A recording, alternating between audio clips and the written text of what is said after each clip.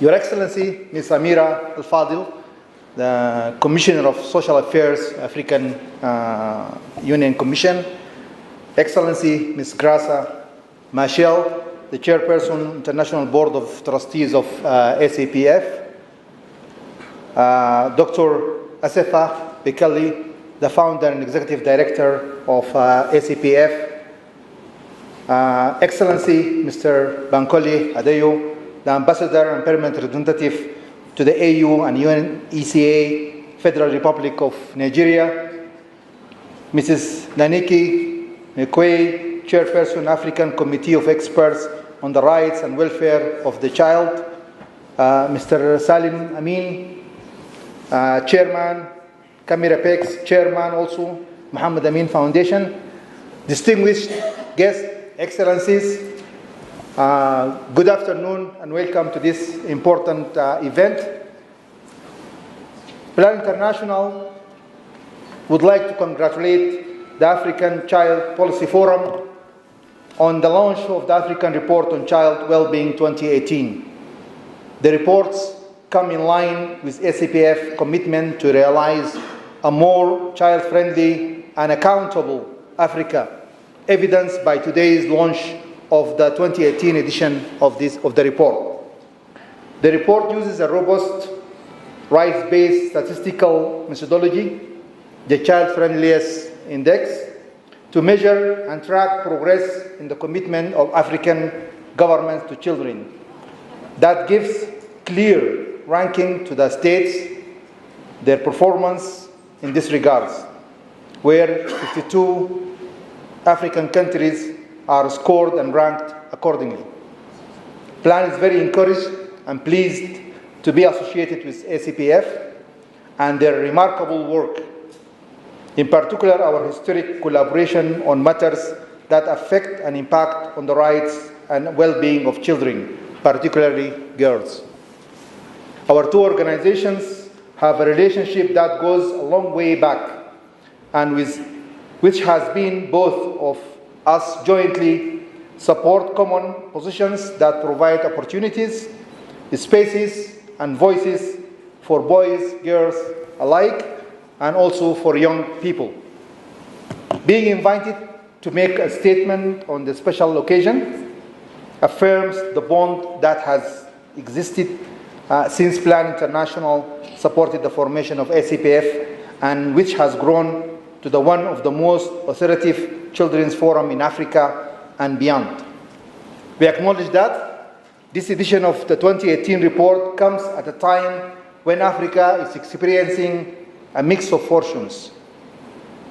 While some countries are enjoying notable economic growth, as Dr. Asefa has shown us, others are facing conflict, man-made and natural disasters, which contributes negatively on children's rights and well-being, and are exposing and trapping millions of children, in particular girls, in an intergenerational cycle of disadvantage that endangers their future well-being and their societies in general. Therefore, Plan International endorsed this report findings and encourage having such monitoring tools that enable governments to see their performance in regards to international child rights commitments, national laws, policies as means to reflect on the practical programs and investment that they can immediately consider in order to deliver benefits for children. We do also recognize that girls are disproportionately disadvantaged, whether in education, health, work, or family life. We are scaling up our global efforts to achieve equality for girls with a bold new ambition to work with our new transformative agenda, 100 million girls, that we plan to reach within the coming 5 years, so that they can learn, lead, decide, and thrive in both development and humanitarian context. Plan International are committing to support ACPF in its future work to enhance a deeper zooming in to the specific issues facing girls in the continent, and in particular in specific contexts where girls are greatly facing challenges due to social norms, attitude, traditions, cultures that affect the overall implementation of a positive progress on national policies, laws, strategies for girls' well-being. Example, the FGM, early marriage, school dropouts, and name it, a list of disadvantage for girls. Plan International also encourages the data to reach out to those children in difficult situations and fragile contexts due to the conflict or any other forms of instability. This can cover issues of internally displaced people, refugees, child trafficking, and etc. The findings in this report are real and urgent.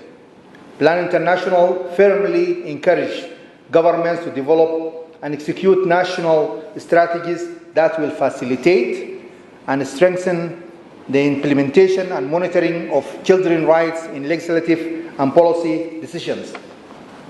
Whilst recognizing the figures in this report will cast and shed light on the status of children across the continent, we also understand that figures alone don't and won't improve the lives of children. Neither will they result in policy implementation and allocation of resources to fill gaps. We therefore call on all governments and stakeholders to renew their commitment towards issues that affect children. We are strong believers in the Continental Agenda 2063 and the African Committee of Experts on the Rights and Welfare of Agenda 2040. We hope and believe that 2018 report on the African well-being of child will create new opportunities for all of us to re-examine progress made towards these continental agendas and take stock of what needs to be done for Africa to be fit for its children. We would like to reiterate our support to the remarkable work of ACPF, and we will strengthen this important partnership that fosters the well-being of African children, as well as bringing best practices to the wider world and to the specific countries where we do operate. Dr. Azefa, we thank you very much and the ACPF team for inviting us and giving us the space and time to participate in this important event. Patam, patam, amsaganal.